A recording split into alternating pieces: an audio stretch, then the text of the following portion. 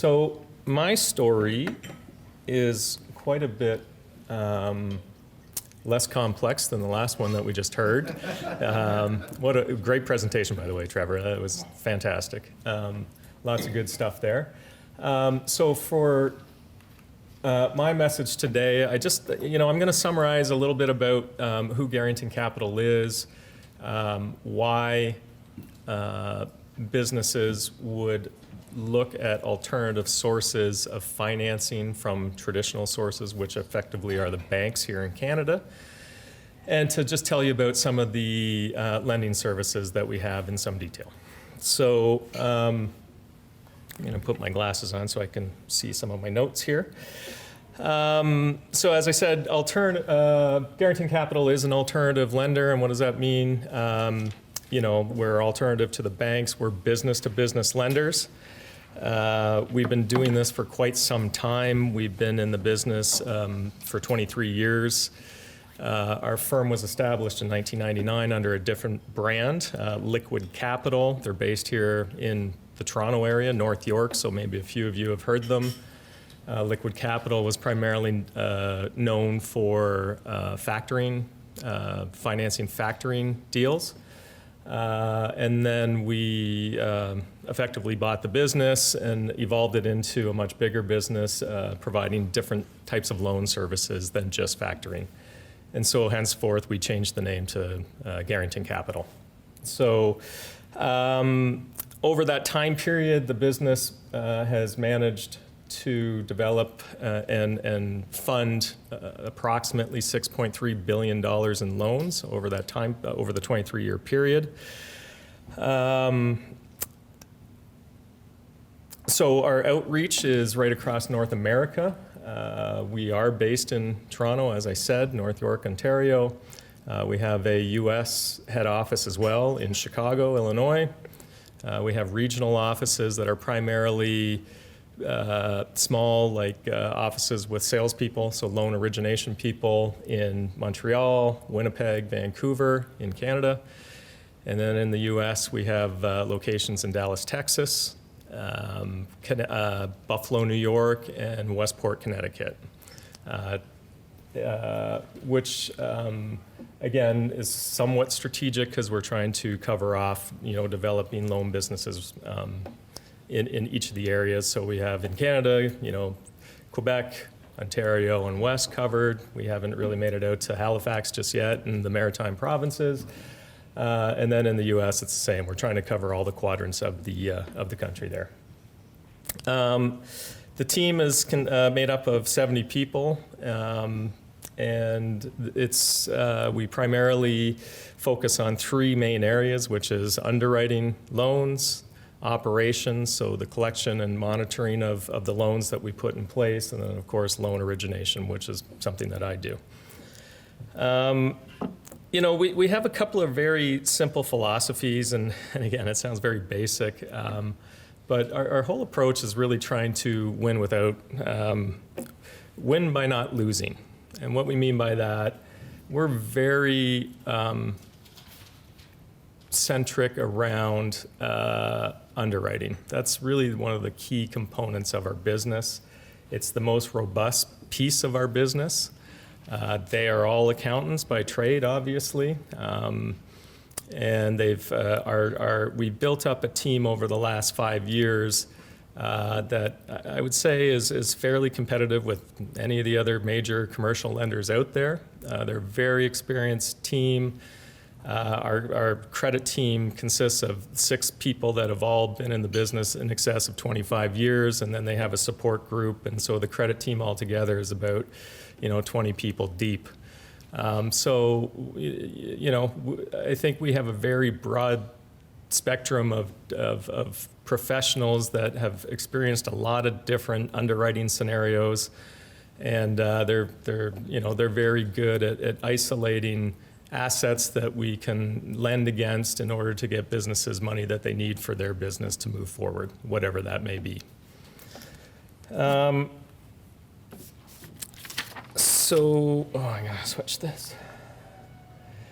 This actually slide covers a lot of the same stuff, so I got to kind of change my presentation. But I think what I want to do is kind of highlight the differences between an alternative lender like Garrington Capital and commercial lending, typically that you would see at the banks. And so I'll start with the banks. And again, I'm not trying to badmouth the banks. We like the banks. They help us out. They provide us loans to look at, loans that they don't want to do. We actually pick up a lot of the stuff that they want to throw away. Banks underwrite very differently than us. And so, when you think about the banks, they really don't like volatility. They really... they're looking at primarily just established companies with very strong balance sheets, and they're really not, forward-looking in a sense. And again, I'm generalizing, so just bear with me on it. When a business tries to get a loan from a bank, and I'm guessing that most of you have maybe represented a few companies that you work with, trying to get them some financing for their business needs. They really look backwards, and unless you have an established business of typically north of 2 years and mostly much longer than that, and you can demonstrate that you have a solid cash flow to your business, you can typically get a bank loan. And bank loans typically come in, LIBOR plus whatever the time of the market is, so 3 or 4%. So you're kind of getting interest rates, if you borrow money at sort of that 6 to 8%. And so that's a pretty good rate for businesses, but they're hard to get. Not a lot of businesses qualify. And so that's where companies like Garrington Capital come in and help businesses that can't get the bank loans that they need to operate their business. So what do we do differently? Let me just get this. So, most off, we don't mind volatility.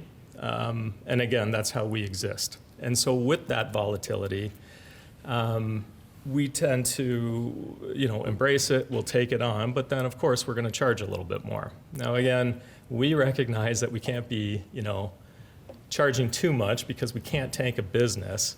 And so our rates are, again, a little bit higher. And so you look at us as a group that would provide a bridge loan and then a working partner that goes along with the loan. So a lot of the times we will work very closely with the businesses that borrow money from us. It's mostly out of self-interest for sure, because of course we want to not only get our principal back, but we want to get it back complete with the interest that we're charging. And so we are forward-looking, we think, or that's how we describe ourselves. A lot of the businesses that we that we fund are businesses that don't have track records of 3, 4, 5 years with solid-looking balance sheets and great cash flow. We will understand the business, and we will try to, again, isolate assets so we can actually provide working capital or capital for businesses for whatever it is that they need going forward, in a way that the banks won't offer up. And effectively, that's how we're different than banks. So again, I don't know if any of you have experience in working with alternative lenders out there, but that's effectively what you would get out of alternative lenders like us. So simply, there are all types of different loans. And so we've categorized them in a few different ways. And so I thought I would just kind of describe a couple of the types of the services that we provide, so that you can get an understanding, maybe for some of your businesses that require some financing that, again, can't get it from banks. So the most basic one is asset-based lending. So what we're doing in that space is we are collateralizing our loan against a tangible asset and using that as a backstop, as a senior secure position in the event that the company cannot fulfill their obligations to us with the loan and the repayment of interest as well. Types of assets that we would lend against are again, accounts receivables, inventory, equipment,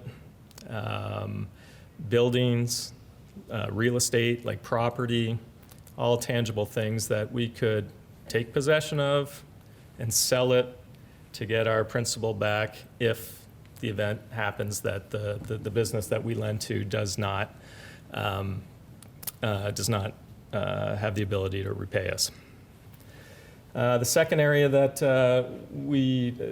I guess I would say we're most competent at, because that's the thing that we've been doing the longest, is invoice factoring.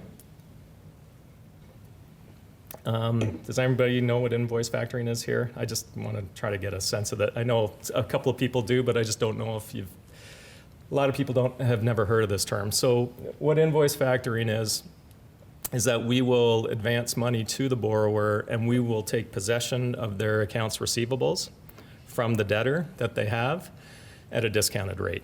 So it's just quite as simple as this. If a business makes sunglasses and they sell them to Shoppers Drug Mart, and then they're waiting for Shoppers Drug Mart to pay them back because it's gone beyond sort of 30 or 60 days and goes into 90 days.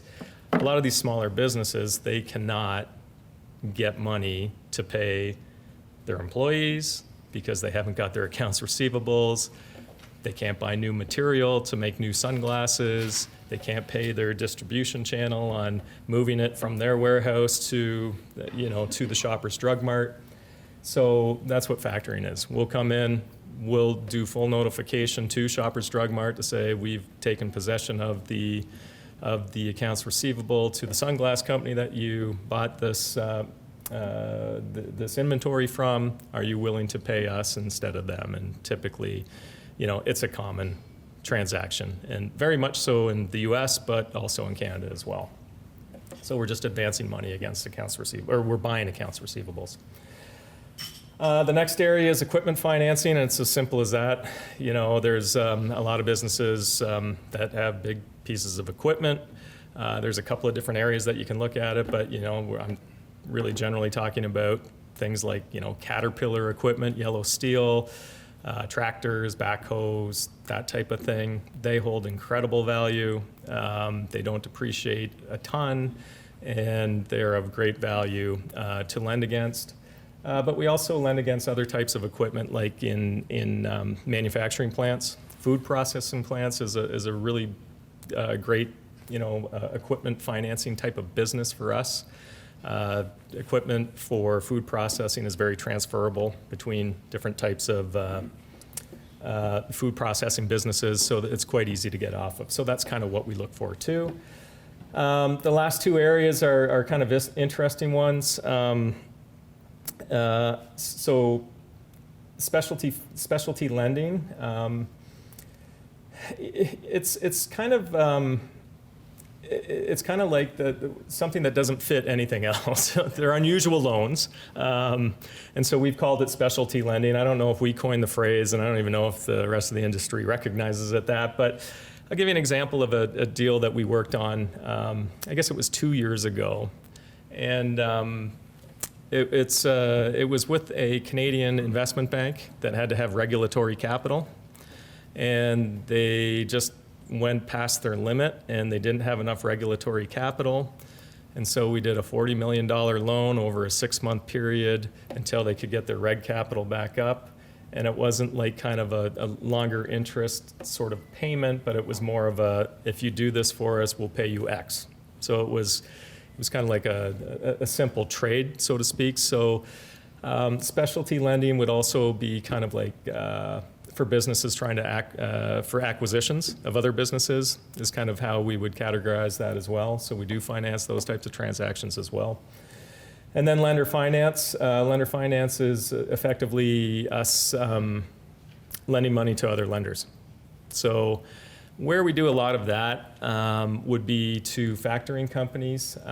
So just a little bit about the whole factoring industry. So factoring it's hard to develop or find businesses that want to factor their accounts receivables.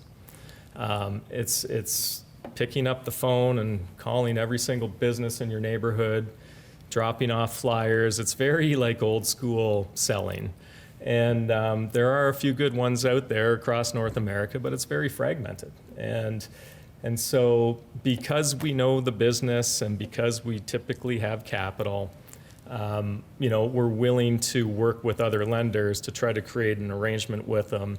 And why we like it is because we want them to put their own capital ahead of ours. So typically when we're getting into a lender finance type situation, we're looking for the company to put up at least $4 to $5 million of their own capital ahead of ours. So then we have a much bigger cushion.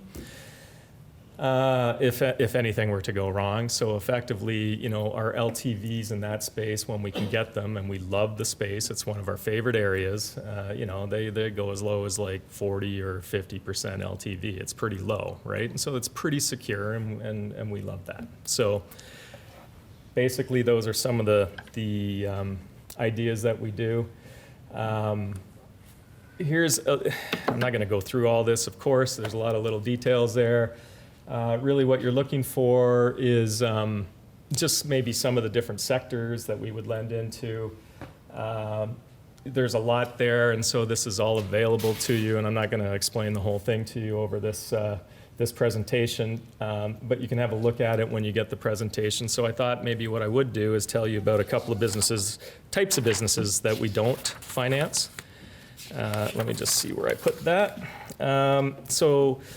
The one thing that we don't do is we have been, when it first started to become legal, we were financing cannabis loans, and because there's no margin in it and there's a lot of businesses struggling in the cannabis area and the assets aren't very secure to lend against, we will still look at cannabis deals, but we haven't financed one in a few years, and it would have to be really government related with government receivables and demonstrated government receivables for us to do it. Outside of that, we typically wouldn't do cannabis deals.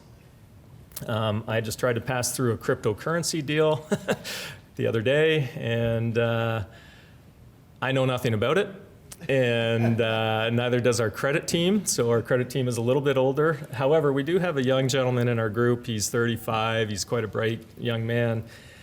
He's self-proclaimed crypto king, and we brought him in to try to explain the whole cryptocurrency to the credit team to get them to understand the value of mining and how you use generators and servers and how you put the excess energy that you develop from crypto back into the grid, and we just haven't wrapped our head around it. So maybe one day we will get there, but currently we're not. So this is just more of a commercial if you have clients that operate cryptocurrency businesses. So construction, although I do have real estate financing down there, and I didn't have it on the last page, if you notice. We used to have 6 on there. We only have 5. I do still have real estate on here as well. And what we mean by that are kind of big development projects. So we do not do development projects for a number of reasons, mostly because, to digress a little bit, we get all the money that we lend to businesses from a hedge fund that we operate. So we get investors to bring their money into us. We take that money and then we take it and lend it out to businesses. So with these types of deals, development deals, they are typically long. They typically have a lot of liens against them. There's a lot of litigation around them. And so in order for me to actually collect the interest and the principal, move it into the hedge fund, and then distribute the returns or the interest out to investors, it's hard to do with these development deals. So we will look at them. In fact, the person that finances our group, he's anonymous, so I'm not supposed to say his name. He's quite a wealthy man.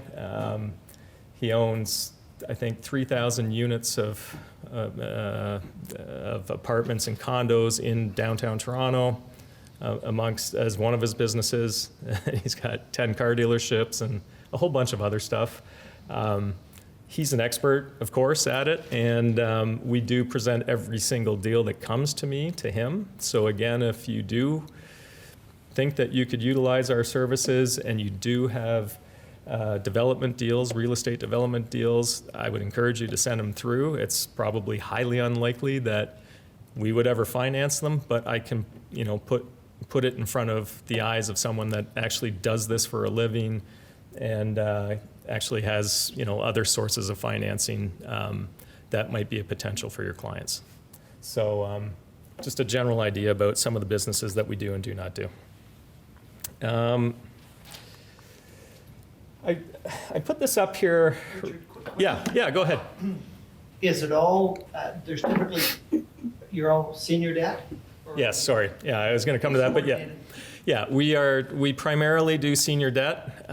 We have taken a few mezz debt positions, but generally speaking, we are senior secured, so we're always at the top of the food chain is typically how we like to do it.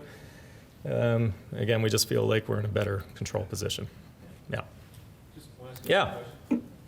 What about restaurants, which the banks are not lending to, and also other cash businesses like jewelry stores or the inventory of jewelry itself? Yeah, good question. The thing with restaurants for us, we will look at them. Again, it depends on the business. If the business owns the building, that's a tangible asset. But generally speaking, restaurants don't have a lot of sort of assets, tangible assets that we could lend against. So it's typically a cash flow type of scenario. So again, I guess that's one point I left out. We typically are not cash flow lenders or enterprise value lenders or future enterprise value lenders, but we will look at them. And again, if there are assets there, of course, we'll lend against it. And to that question, I'll hit the jewelry one in a second. Thinking about restaurants at the beginning, well, during the pandemic, they all struggled because they're really just shells, effectively, and people go there and eat, and then they leave. There's not a lot of margin, and then, but if there's no clients, there's no business, and then there's no assets. So it's a tricky business. And we actually had one of our competing companies enter into a very large, I guess it was a significant loan to a restaurant business in Toronto. It was written up in the Toronto Life magazine. I don't want to trample them. It was a very good business, and they just did a $40 million, I think it was a $33 million loan to this business. I think it was in the third quarter or the fourth quarter of 2019. And then all of a sudden it turned around, and it was like a very profitable business. I think there's 8 to 10 high-end restaurants that all of us would recognize. The company was big enough to hold the loan and just effectively own the restaurants. And the individual behind the other lending business, the principal, is quite wealthy. And so, he kind of got engaged with them as kind of out of self-interest too. And so he was able to hold on to these businesses, and again, they're kind of starting to thrive again, and he will get off that trade, but he was senior secured on it. And so it was a lesson learned. And we talked to all the other lenders out there, and talking to this individual, he's like, I'll never do another loan like that again.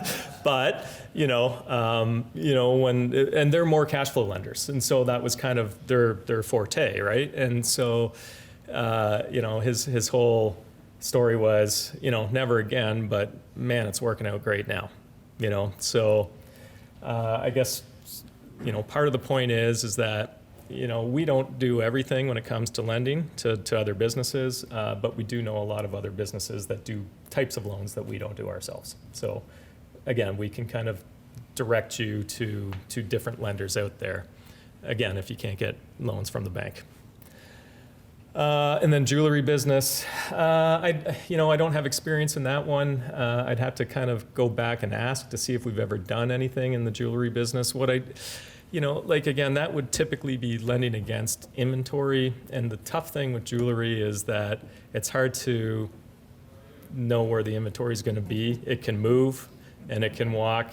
And so generally speaking, I would say we probably have never done one of those types of loans, just simply because of that. It's hard to kind of have a whole inventory, an exact inventory of jewelry. But there would be great value there. So I put these slides up here as well, just to kind of give you a flavor of our business and some of the people. Again, we have a number of people that have been in the business for a very long time in the Toronto area. So I'm assuming most of you are from this area, and maybe you have dealt with them in your past dealings. So just to point out a couple of people, Tammy Kemp is, to me, probably the smartest person in our company, and she's our Chief Credit Officer. She's been doing it for 25 years. She's worked at some of the smaller lending groups like TCE Capital and Century Services. Erica Exani, she works on, so we have her as a senior advisor, so she doesn't technically work for Garrington Capital. She works for the hedge fund. And she has got, again, 25 years of underwriting experience. She was the head of Accord Capital out of Quebec for 19 years. And we just happened to do a deal with them, and we started talking to her, and we convinced her to come to us, and Accord Capital hates us because of that. But she's very good, very smart. And then, one of the other individuals that you may know, oh, did I just turn that off? There we go. Bert Crossing, he's from Ontario as well, worked in the banking system for RBC in commercial lending.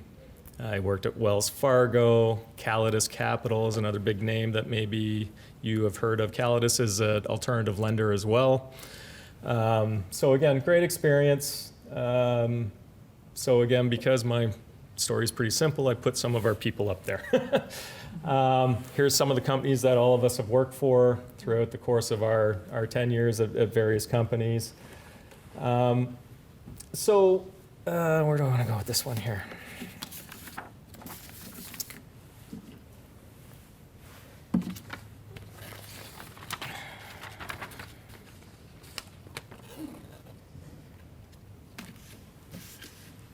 Characteristics, collateral. What slide is this? Slide 10. Sorry, I'm on my wrong note here. Looking at this. We've covered most of this, and so really the thing I wanted to point out, and then why we kind of work in this space. Sorry, my eyes are bad. It's hard to see things. Our business, there's a whole bunch of different types of lending businesses out there. Our business, we do loans between $1 million and $30 million. And why we focus on that space is because many lenders out there typically don't want to go into that space. To do a $5 million loan against a piece of equipment or some tangible asset versus a $100 million loan, you got to do the same amount of work. And in order to scale your business up, and this is why banks kind of leave us alone and don't mind working with us, you can't be doing, a bunch of little loans. And I don't know why the banks don't do it, because they have, outposts everywhere in Canada. And so, everybody uses a bank, typically, every business. And so if they were able to do, a little bit better of a job at dealing with their clients, they could own the whole space and have different sort of categories of lending businesses within the commercial lending business at a major bank, but they just don't do it. So fortunate for us, we've been able to develop a business around that.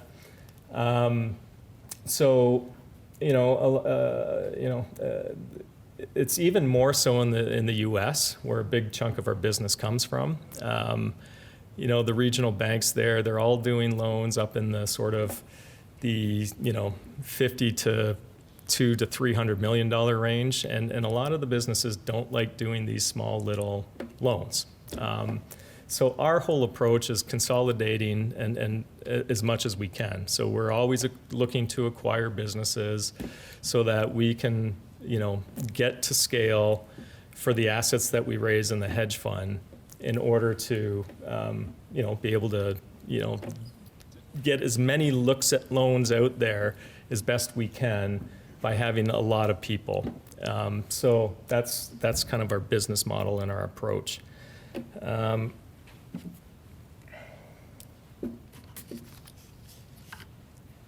Okay.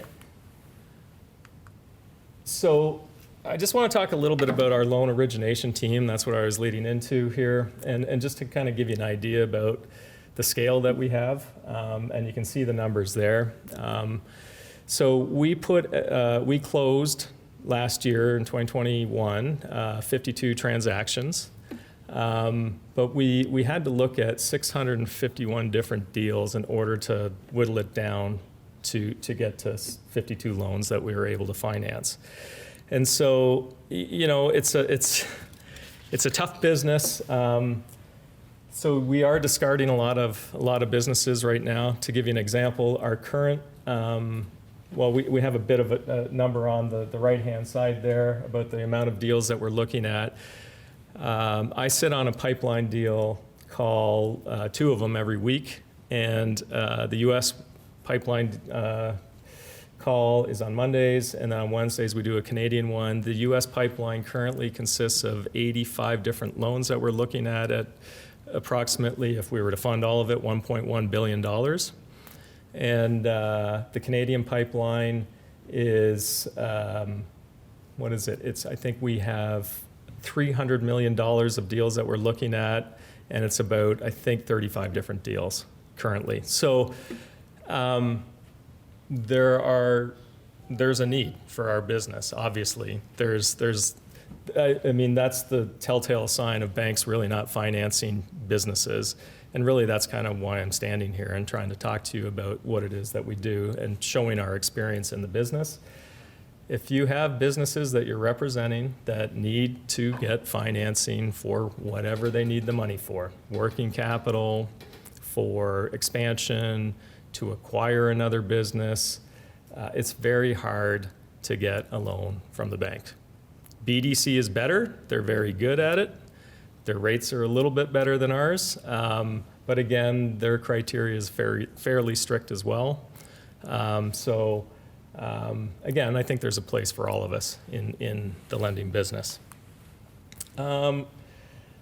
Again, I think what I really wanted to highlight here on some of these last couple of slides that I'm doing is to really just highlight sort of the professionalism of the business and the structure of the business.